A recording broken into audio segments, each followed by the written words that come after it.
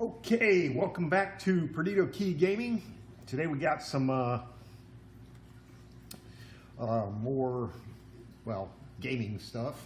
Not Magic the Gathering this time. We've got a blast from the past from Avalon Hill.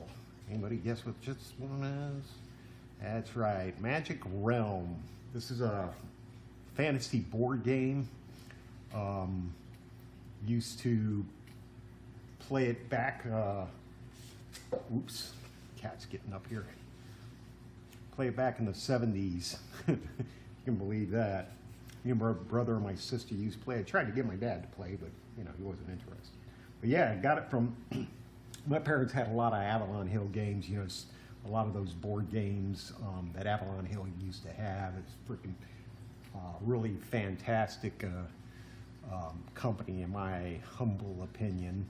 I think they're the ones who had tactics and stuff like that. The simple war games and stuff. But yeah, this particular one, I don't know what happened to my original one.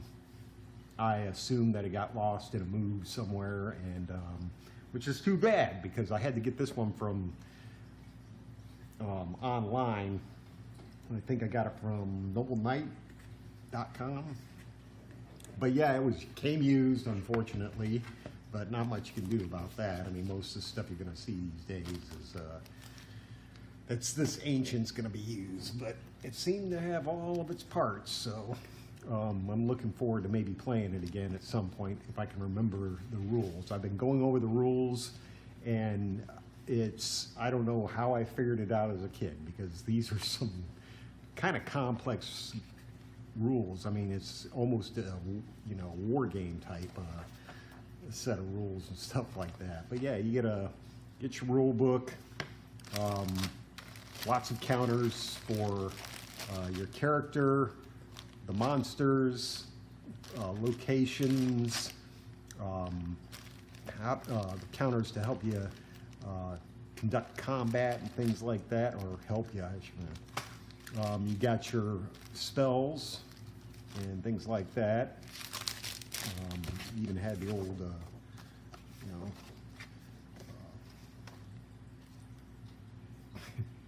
cat's still trying to get up here.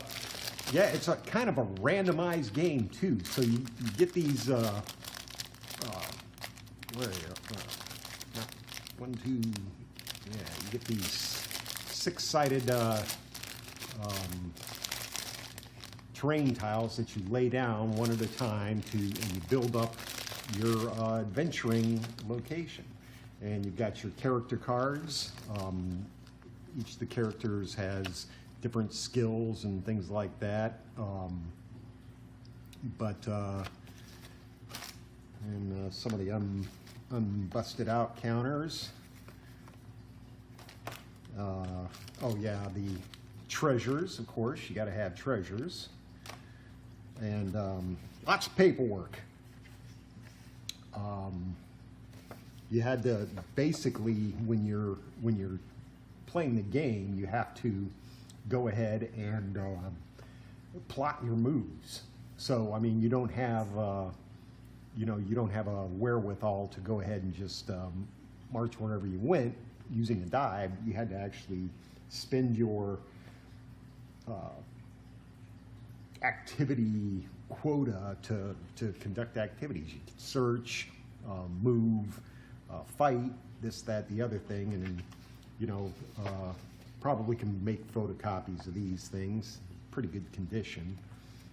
The back of them has your combat schematic, as it were, and of course you have your treasure setup card and a monster appearance card section, the dwellings, who hangs out there.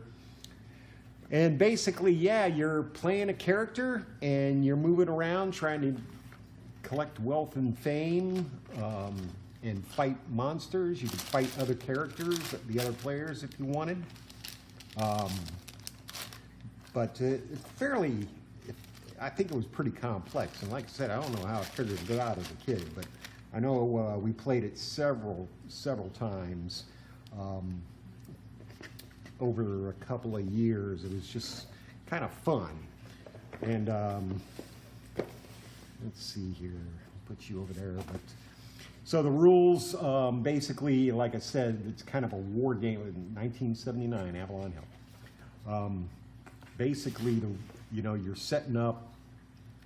The rules are laid out in a war game style, as it were, and they've broken up the whole rule book is a tutorial, basically. So first encounter is how to move around, how to set up, and how to move around, things like that. It usually took a long time to set the game up, and I had cats, and I still have cats. And setting it up without it being destroyed by the cats was always, an adventure in itself. So, but the rules, you go play this encounter. It tells you how to do the move activity, the hide activity, the search activity, and what happens when a character can block another character and things like that. And you set up all the stuff that's kind of a permanent fixture, except for, of course, the monsters. The next part is how to conduct combat and things like that. And I remember it being, the combat system just being very bloody. There was no, roll to hit, roll for damage or anything like that. It was literally, your weapon, your move against your opponent's move and their armor. So, I mean, your character could be so lightweight that next thing you know, he got killed by somebody firing a light bow at him. Cat's trying to get up here. But yeah, it was a pretty vicious combat system, and I could tell whoever owned this before was going through and underlining parts and things like that. And I've done that with plenty of games where I used a highlighter to kind of, all right, this is important. But yeah, underline it, and there's a lot of underlining here and circling because the combat system is a little complex. The third encounter is the monsters. The monsters show up on the board, and as you're moving around, you end up against the monsters and things like that. And there aren't very many types of monsters. There's, ghosts and snakes and giants and goblins, wolves, spiders and things like that, and dragons. And, the monsters show up, and as the encounters go along, it outlines all the, basically the actions done during a turn. And fourth encounter is the treasures. They weren't very complex treasures or anything like that, but the way it was hard to set it up. I remember it was just like, me and my brother sometimes were like, just if you find a treasure, I think we ended up rolling for it, and you'd see kind of like the treasure encounter from Dungeons and Dragons. You get a treasure. It was just very complex, and I mean, me and my brother used to play games all the time, and and my dad and my mom, but in this case, it was pretty complex. Maybe if my dad had played, he'd be able to figure it out. But fifth encounter is the natives, the other non-monster entities on the board, who you can actually hire. You can hire out these entities to come help you out, and you can put them up against other, monsters if you just don't think you have the ability to clear them out. Sixth encounter is the magic system.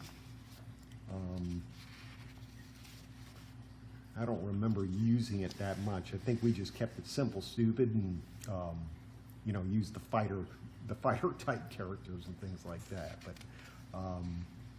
the seventh encounter is campaign. So you can literally conduct. You get visitors and missions, and then you carry out these missions all through the land, hiring your guys to help you out on your campaign. The natives are grouped into, organizations, and those organizations sometimes are fighting against each other and things like that. So, optional rules. of course, and then a list of the characters telling you what their special abilities are. Each character has basically 2 special abilities. A little bit of combat, you know, errata. List of treasures, list of spells, and of course, you know, the die, you know, the rolls, the tables for the various rolls. 6-sided dice, didn't have to really worry about it. You know, meeting who blocks who, you know, the price is what, you know, you're trying to find stuff, buy stuff. You know, it basically, you know, it's an adventure. It's an adventure board game, and I remember me and my brother. It would take, you know, sometimes a couple of days if the cats didn't stomp up the you know, the board table or anything like that. So, but yeah, I remember this very fondly. It was great, great game to play. Very complex, if you ask me. It doesn't seem like there's a lot of counters and everything like that.